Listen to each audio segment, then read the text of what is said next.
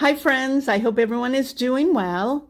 My plan for this video is to use 2 to 3 of the sketches that I created in my last video for mixed media collages. If you missed it, I'll link that video in the description area.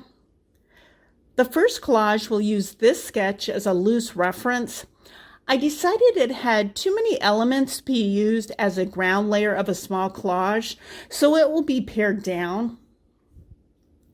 The next collage will use this sketch pretty much as it is here. I love the muted colors with this one bright block of color. I may or may not try the watercolor pour technique again that I tried in this sketch. We'll see. Let's get started with the first collage. As I mentioned in the introduction, I'm using this design as a loose reference for this mixed media collage. I'll take out some of the elements, but I'll be using the same colors. I brought out the Core's high chroma watercolor set that I used for the original sketch. I brought out 1/2 inch, 3/4 inch, and 1 inch flat brushes. I'm not sure if I'm going to use all these brushes, but I wanted to have them on hand. Instead of working in an art journal, I'm using single sheets of 140-pound cold pressed watercolor paper that's attached to cardboard. Some artists work on loose sheets of watercolor paper, but I prefer to attach it to a substrate. It's how I was taught many years ago. As I did with the original sketch, I'm drawing 2 horizontal lines that are at a slight angle for loose guidelines. Also in the original sketch, I used the Kuretake cadmium yellow and sap green light. I wasn't sure if I'd use both, but I wanted to have on hand just in case. I'm not wetting down the paper beforehand. I want the edges of each block of color to be solid. If I wet down the paper, the watercolor will bleed out, blurring the edges. You'll notice that these colors are more intense than the original sketch. My sketchbook is an altered book, so I painted on actual book pages. The color isn't as intense as it is on this 140-pound watercolor paper. I want to point out that I'm adding the names of the watercolor that I'm using at the bottom of the screen. I may not mention all the watercolor names as I narrate this video. I'm using this 3/4 inch flat brush. This seems to be a size that I gravitate towards. I think it's a good size to have in your art toolbox. As you can see, I'm varying the widths of the vertical stripes. It helps to make the design interesting when you vary the length and the widths. I typically start by painting a lighter color, then progressively go darker as I paint. Sometimes when I'm near the end of the painting, especially with an abstract design, I go back and add lighter colors. I may need to balance the design with these lighter colors. I'm letting each block of color almost completely dry before I paint a color next to it. I want to have a solid line between the two colors. I don't want them blending together.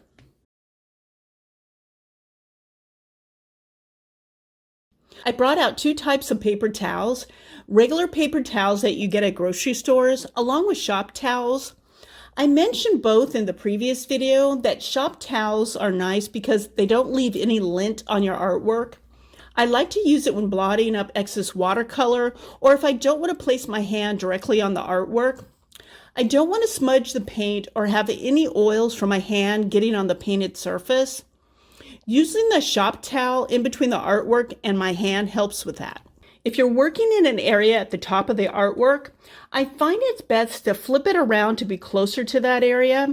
You can certainly put a shop towel on the artwork as I just did if you're more comfortable doing that. It's usually best practice not to overwork watercolor. I find that if watercolor dries a bit, then I can come back to do a second coat to deepen the color. I didn't experience any problems with the paper and watercolor looking overworked. I'm holding the brush with a light hand when painting another layer of paint.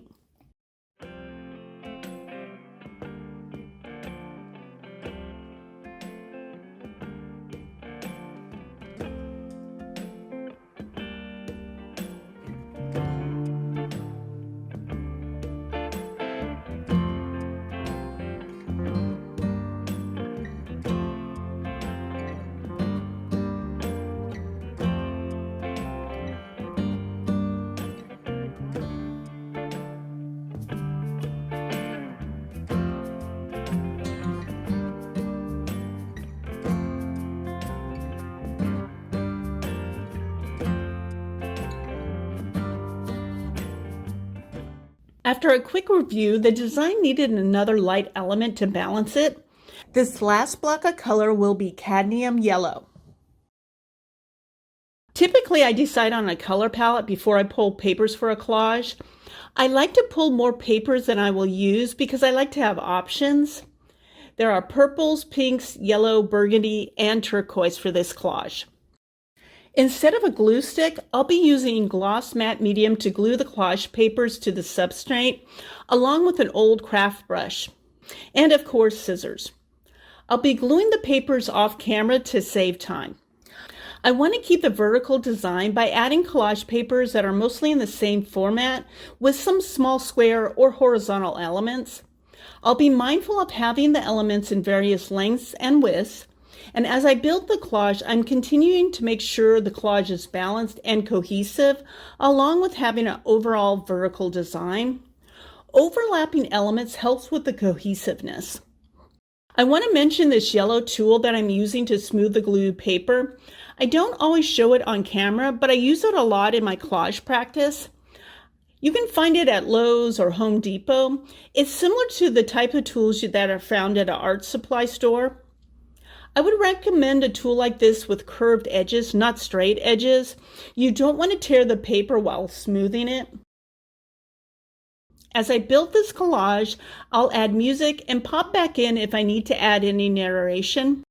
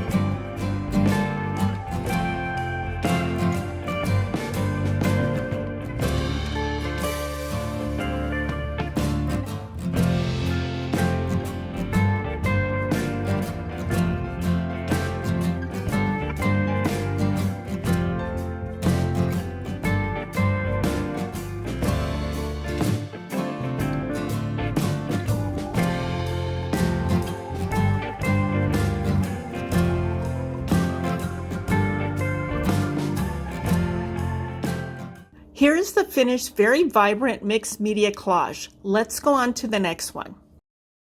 For this next mixed media collage, I'll be keeping the same color palette as the sketch, which is mostly muted colors. It's a departure from the last mixed media collage. Also, I'm keeping the composition close to the sketch. I think it has a good basic design that I want to explore. I'll be adding the names of the watercolors again at the bottom of the screen, so you'll have them for reference. Since I'm keeping the design the same, there's not too much that I need to explain that I didn't already say in the sketch video. I'll add music while I paint the ground. I'll come back in and talk about the collage during that section.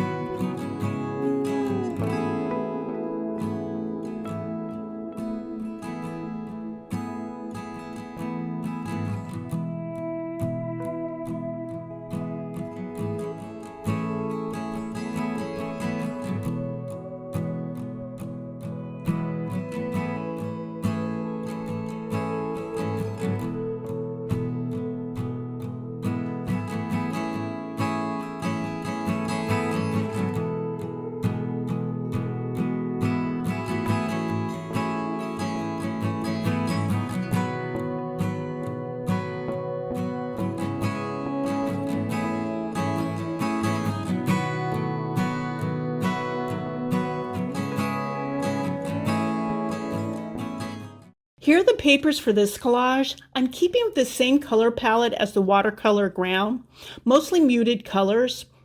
There's blues, turquoise. These are wild card papers that I'm not sure if I'm going to be using. I don't have a lot of green papers that match the green in the watercolor ground, so I pulled these. Other papers are these muted yellow, book pages, and a kind of grayish beigey color paper, burgundy, muted red, and browns.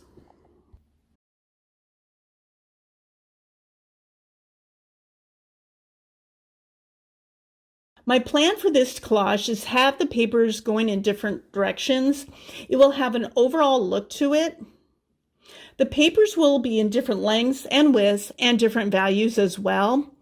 I will be mindful as I build the collage to have all these elements so the collage will be balanced and cohesive. I'll add some music as you watch me create this collage.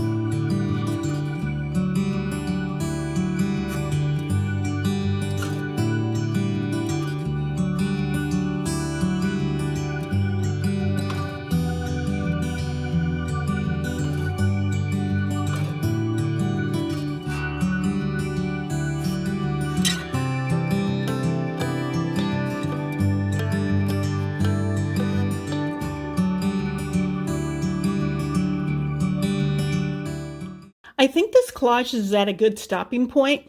Let me trim the edges so I can get a better look at it to see if it's finished. After I trimmed the edges, I decided this collage is finished. It's nice to work on a muted color palette after creating such a vibrant collage previously.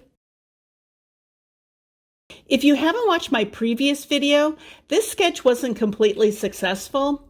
I was trying the acrylic pour technique, but using watercolor instead. I thought I'd give it another try in this video.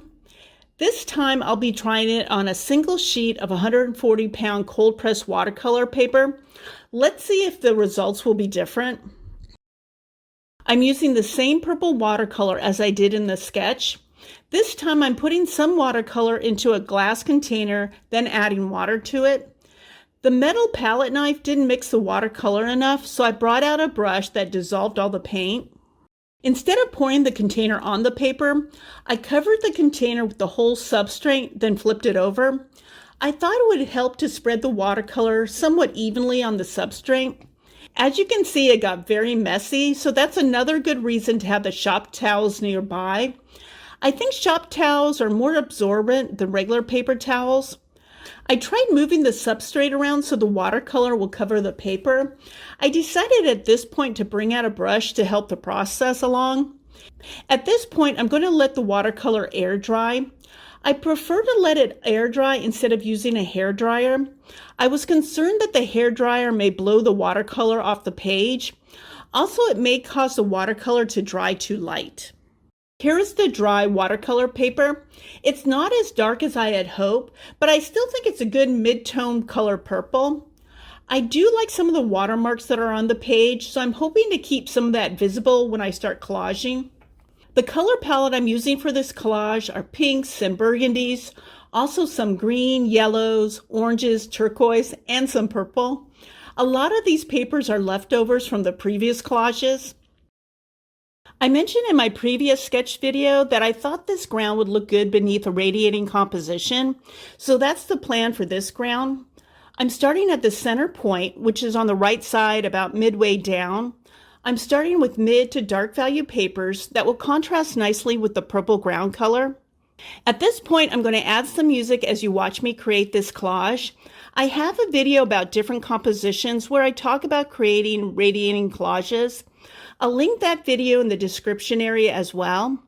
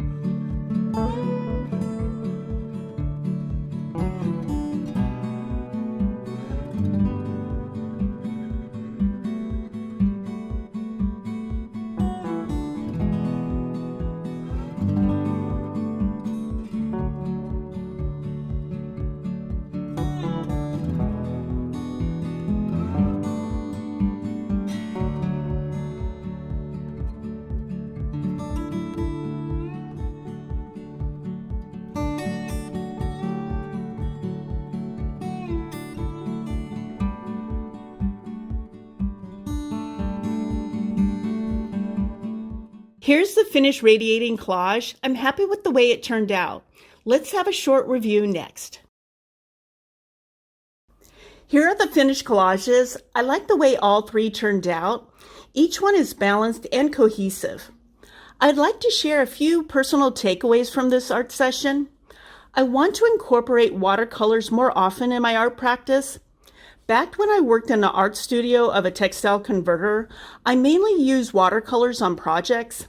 Since then, I worked mostly with acrylic paint. In this session, I enjoyed the process and the look of watercolor grounds. Also, I enjoyed working on a single sheet of paper, especially watercolor paper. The last few years, I worked mostly in an art journal. I will include working on single sheets of paper along with an art journal in my art practice. I'd like to know about your art practice. What mediums do you use? What kind of substrates do you work on? It's nice to hear about other artists' art practices. I hope you enjoyed and learned something from this video. Thank you for taking time out of your day to watch it. I hope to see you in the next one. Take care.